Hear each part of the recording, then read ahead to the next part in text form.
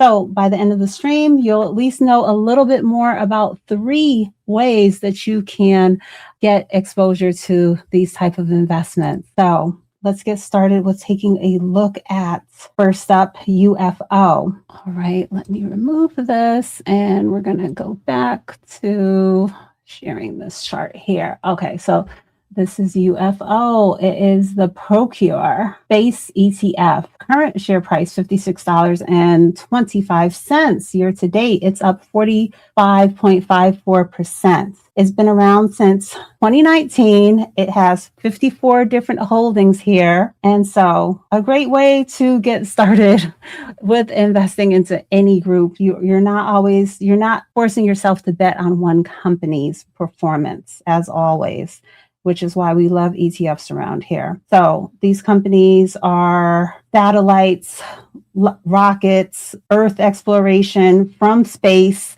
These are the type of things that you'll get exposure to by investing into this ETF. Now, investors are putting a lot of money into this one. It's been growing rapidly from around 50 million not so long ago to passing the 8 million in assets already. And this is a look at short term on the performance year to date. But as I said, it's been around 2019. So we can go ahead and zoom out and take a look at what the performance is looking like. I clicked on the 5-year and it's up 93.77%. So that's a look at what it is. It tracks the space index.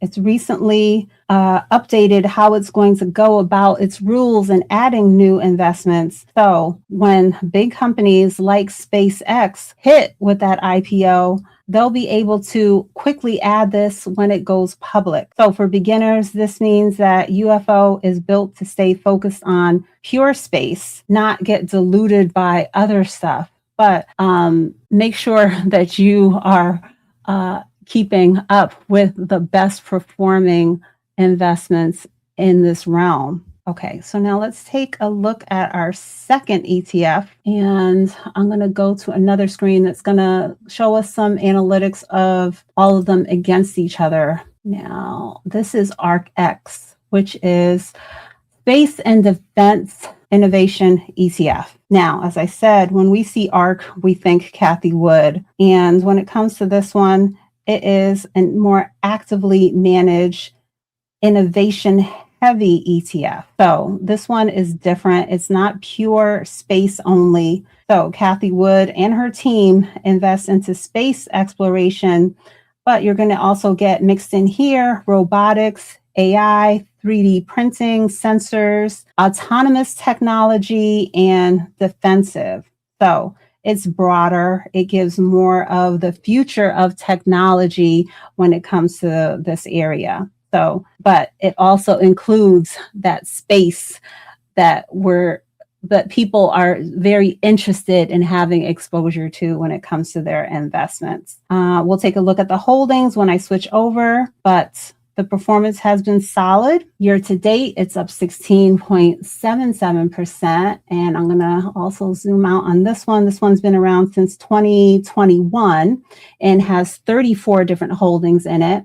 And over the last 5 years, or on that time range, it's up 70.39%. Okay. Now, I don't know if Nora is still here. Nora mentioned Rocket Labs one week, and that is definitely going to be a holding that is in these ETFs. So ARKX, it's not always the strongest performer on paper. We're already seeing that as compared to the performance of UFO when we push that out to the 5-year. But it has a strong story. It has flexibility to bring in those higher performing investments faster. So as always, you have to do your research and find what's the best fit for your investment style and what you are trying to achieve. Now, our last ETF that we're going to be taking a look at is ticker symbol ROKT. And this is the State Street Financial Frontiers ETF. So you're getting a mix of defensive and hybrid here. So space and defensive companies, plus even some deep sea exploration. It's had when we go, let's just take a look at the performance, and then we're going to switch over so that we're looking at some different things about these three ETFs together. But year to date, this one is up 38.17%. And then if we zoom out to the 5-year, it's up 193.18%. It's been around since 2018, has 36 different holdings. So now let's switch over to stock analysis so that we can kind of look at things on the more easily against each other. So when it comes to expense ratio, UFO and ARKX are both at 0.75%, while the State Street Fund, ROKT, is at 0.45%. So that's the lowest. UFO and ROKT both pay a dividend, 0.29%. And let's go down a little bit just to give at a glance what the average return is on these funds. We see that UFO has pretty strong results on the year, up 135%, while ROKT was 106. And then the ARK Invest Fund is pretty much in the middle. And let's go down to the holdings. So these might be names not as familiar especially in, I would say, UFO and ROKT. But as I was saying, we were looking, I think 2 weeks ago, because I didn't go live last week, we were looking at Rocket Labs, and that's pretty heavily weighted on all three of these funds. First position for UFO and ARKK, and it's the third heaviest weighting when it comes to ROKT. Some other names that might be familiar are definitely Google, Amazon, and the ARK funds. But I know SiriusXM, I believe, is in here. Garmin, that might be something that you've heard of back when we were using. Yeah, here's SiriusXM. It's the 9th holding in the UFO fund. But you can easily take the time to look at these names. If there's some individual companies that you might have been interested in having exposure to, but you want to go this route of using the ETFs in order to build your portfolio, let's go Rocket Lab. I see you. So this is the way of knowing what you can gain exposure to and then build from there. So as I said, the UFO fund, Procure Space, the ARK fund is innovation, but you're going to get that space exposure there. And then the ROKT is defensive and space hybrid. Now, as I said, it has the lowest fees at 0.45%, but these are all more substantial as far as the fees than you're going to get with a basic S&P 500 investment or something like that.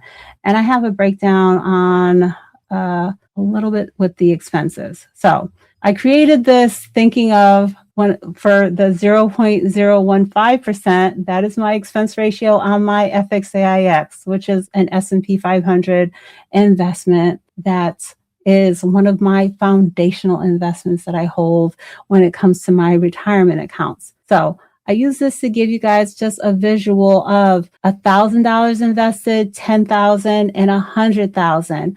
How much yearly are you going to be losing to fees if you invest into any ETF or index fund? There are a few that have a zero fee, but that's not the norm. Most have a fee. I strive to find one that is low because obviously fees means money out of your pocket that's not, staying invested and building and growing for you. So an example of a fund, 0.015, that's my FXAIX.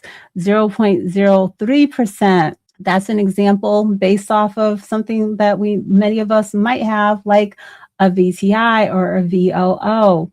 Many Vanguard funds or something like SPYG, SPYM, they usually have expense ratios of, say, 0.08 and below. So you can use this as a guideline to say, okay, so if I had $1,000 invested into VOO, for example, at 0.03, That's 30 cents out of your 1,000 going to fees, $3 of your 10,000, $30 at 100,000. So as your portfolio grows, these numbers are going to scale up. Now, all of the funds that we looked at today were 0.75%, except for ROKT, which was 0.45%. And so the two examples here at the bottom show you those breakdown of the fees based on the 1,000, 10,000, 100,000. So think about how much you're going to be investing into a particular fund, how long you're going to be holding it for, so that, and of course, compare that to the performance that you're gaining to make sure that it's in line with your goals. It's in line with, the amount of investment that you have there to warrant you spending this amount for fees on a yearly basis if it is something that you are going to be holding long term.